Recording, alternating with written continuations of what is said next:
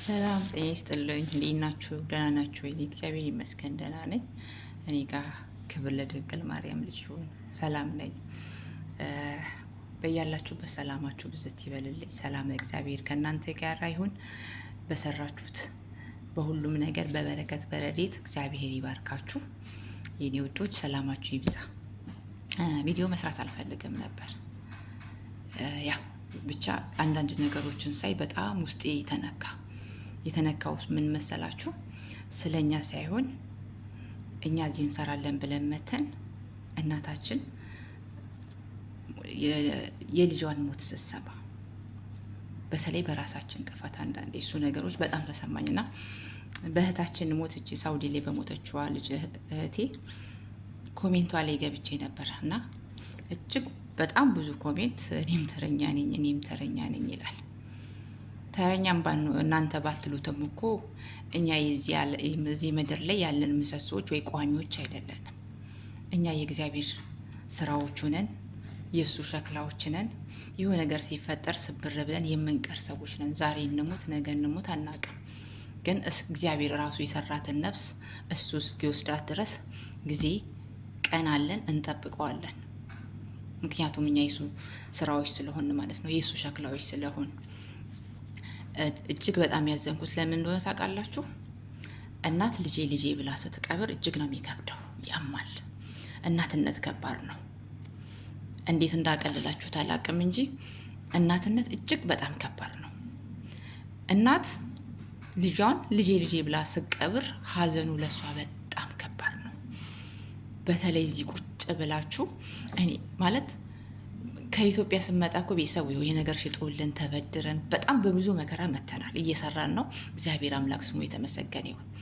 ይህንን እድል እኮ ሳያገኙ አገር ቤት ለመምጣት በጣም ብዙ መስዋዕትነትን እየከፈሉ ያሉ እህቶች አሉ።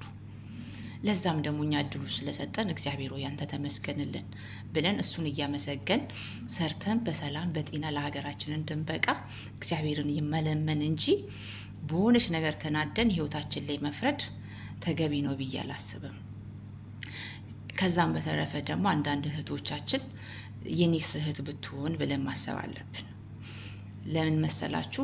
በዚህ አይነት መልኩ ነው የሞተችው፣ በዚህ አይነት ነው የሞተችው ብለን ስንናገር እዚህ ጋር ቤተሰብ አላት፣ እህት አላት፣ ወንድም አላት እና የቤተሰብን አይምሮ የሚነካ ነገር ነው የምትናገሩት ቃላት ምናምን። በዚህ አይነት ምክንያት ነው ስትሉ ሰው ናቸውና ይሰማቸዋል፣ እንደ ሰው ማለት ነው።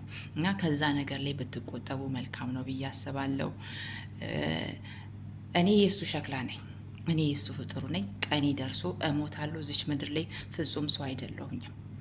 ቀኔን እጠብቀዋለሁ። ግን እኔ እግዚአብሔርን አንተ ጤና ሰተኸኝ፣ እድሜ ሰተኸኝ፣ በሰላም በጤና ለሀገሬ ርስት አብቃኝ፣ ከቤተሰቦች ቀይጠኝ፣ ከእናቴ ጎጆዋ ከዛች ከደሳሷ ጎጆ ሄጄ ቡናዋን እንድጠጣ አምላኪው ጤና ሰተኸኝ፣ በሰላም ለሀገሬ አብቃኝ ብዬ ነው የምጸልየው።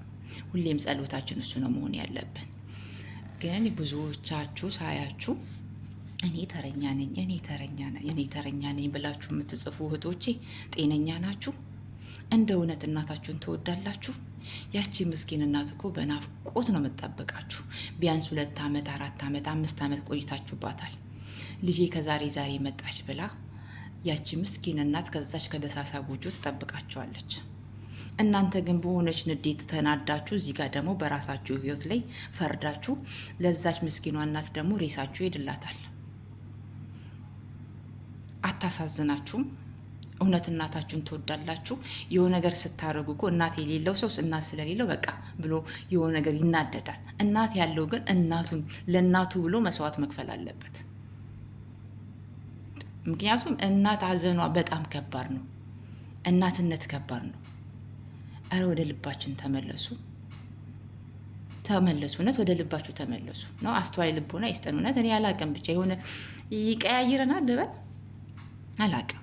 የእውነት የአሁኑ ደግሞ በጣም አሁን ላይ ደግሞ የሚታየው ነገር እጅግ ከበደኝ። እኔ አላቅም፣ ብቻ ግራ እየገባኝ ስለሆነ ነው የእውነት ለመናገር።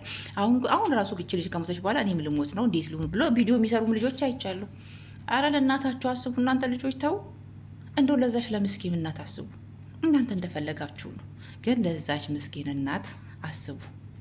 የዚች ልጅ ሬሳ እንግዲህ ሞታለች፣ መቼም አትመለስ። ቢያንስ እኮ 6 ወር 7 ወር ትቆያለች ሬሷ ብቻ እዚህ ሀገር ላይ ሳውዲ ላይ አይደል? ታዲያ እናት እኮ ገና እዛ ስልክ ሲደውልላት ውይ የልጅ ሬሳ መጣ እያለች በሰቀቀን እንግዲህ ያንን 8 ወር ወይ አንድ አፈር ውስጥ ገብታ አፈር አልብሳት ልወዷ ቁርጥ አላለላት።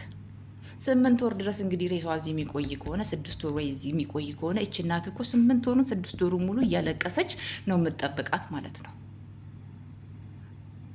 አረ በመድኃኒዓለም አስቡ እናንተ ልጆች፣ ወዴት እየሄዳችሁ ነው?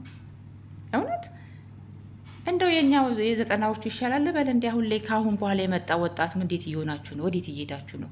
እኛም የራሳችን ጊዜ እንበል። እውነቴን ነው እኮ የእኛ ጊዜ የተባረከ ነው እንዳልል ማለት በቃ ይሄ የ90ው ከ98 ከ2000 ምናምን ያለው ደህና ነበር። ምንም ነገር የለም ፌስቡክ ላይ ምናምን። አሁን እኮ በቃ ሁሉ ነገሮቻችን ሁሉ ይኸው ሚዲያ ላይ ሆነ። እናት የልጇን ለቅሶ የምሰማው ፌስቡክ ላይ ሆነ፣ ሚዲያ ላይ ሆነ። ወንድም የእህቱንም ለቅሶ የሚሰማው እዚሁ ላይ ሆነ። ትስማ ትስማ የለም አንስቶ ፎቶ ይለጠፋል። እናት ወንድምም ያብዳል። እውነት የእኛ ነገር እኮ ስርዓታችንም ምናችንም ጠፍት ብሏል። አሁን ላይ ድሮ ሰው እንኳን ሲሞት ወይኔ ጌሌ እንዳይሰማ ተብሎ ተደብቆ ነበር። አሁን የለም።